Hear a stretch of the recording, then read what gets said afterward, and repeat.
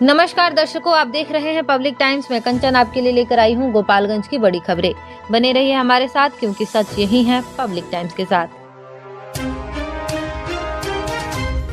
गोपालगंज शहर के block colony स्थित सम्राट अशोक भवन में रविवार को जनता दल यू के जिला अध्यक्ष पद के चुनाव को लेकर आयोजित बैठक हंगामे की भीड़ चढ़ गई। चुनाव प्रक्रिया शुरू होते ही कार्यकर्ता दो गुटों में बंट गए और आरोप प्रत्यारोप के बीच माहौल तनावपूर्ण हो गया। जिला अध्यक्ष पद के लिए 5 प्रत्याशियों ने नामांकन दाखिल किया था और चुनावी पर्यवेक्षक सतीश कुमार की मौजूदगी में प्रक्रिया शुरू हुई। नामांकन के बाद समर्थन को लेकर बहस तेज हुई और देखते ही देखते नारेबाजी में शुरू हो गई। स्थिति बिगड़ती देख पर्यवेक्षक सभागार से बाहर निकल गए। इसी दौरान निर्वाची पदाधिकारी ने आदित्य शंकर शाही को पुनः जिला अध्यक्ष मनोनीत किए जाने की घोषणा कर दी, जिससे कि विवाद और बढ़ गया। जिला अध्यक्ष पद के दावेदार संजीत कुमार चौबे ने पर्यवेक्षक की गैर मौजूदगी में चुनाव कराने को नियम को विरुद्ध बताते हुए निष्पक्ष चुनाव की मांग की है। एक गुट ने शाही के समर्थन में बधाई दी, जबकि दूसरा गुट विरोध पर अड़ा रहा। चुनाव पर्यवेक्षक ने फिलहाल चुनाव स्थगित कर पूरे मामले की रिपोर्ट पार्टी के नेतृत्व को भेज दी है। अब अंतिम निर्णय पार्टी के शीर्ष स्तर पर लिया जाएगा।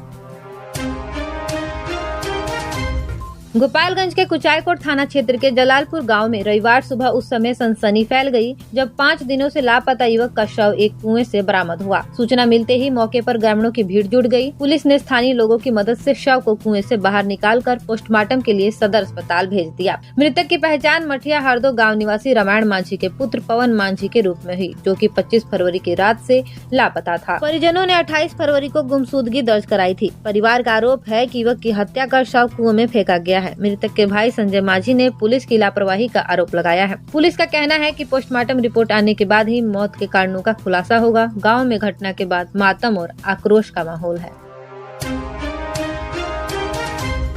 गोपालगंज के जादवपुर थाना क्षेत्र के गमहरिया गांव में बिजली पोल पर तार जोड़ने को लेकर विवाद हिंसक हो गया। शनिवार को बिजली सप्लाई के लिए पोल पर तार जोड़ने पहुंचे लालबाबू यादव का पड़ोसियों से विवाद हो गया। आरोप है कि विरोध करने पर गाली गलौज के बाद लाठी डंडों से हमला कर दिया गया। मारपीट में लालबाबू यादव समेत उनके पुत्र नीरज कुमार, चंदन कुमार और शिवम कुमार घायल हो गए। सभी घायलों को इलाज के लिए सदर अस्पताल के इमरजेंसी वार्ड में भर्ती कराया गया, जहां उनका इलाज चल रहा है। घायल लालबाबू यादव का कहना है कि बिजली विभाग के कर्मी तार जोड़ रहे थे, तभी कुछ लोगों ने रोकते हुए विवाद शुरू कर दिया। विरोध करने पर मारपीट की गई। पुलिस ने घायलों का बयान दर्ज कर लिया है और मामले की जाँच शुरू कर दी है।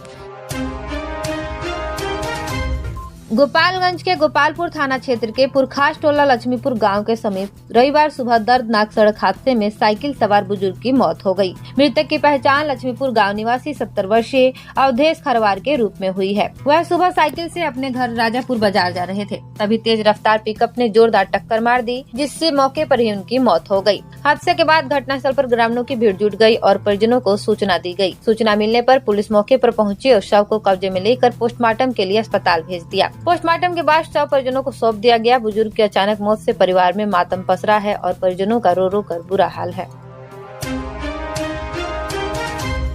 कुचायकोट प्रखंड के राजापुर बाजार में रविवार को फाल्गुन महोत्सव का भव्य आयोजन हुआ, जहां रंग उमंग और लोक धुनों ने माहौल को पूरी तरह होलीमय बना दिया। सांस्कृतिक कार्यक्रम में लोक गायकों ने होली गीतों और लोक गीतों की शानदार प्रस्तुतियां देकर श्रोताओं को झूमने पर मजबूर कर दिया।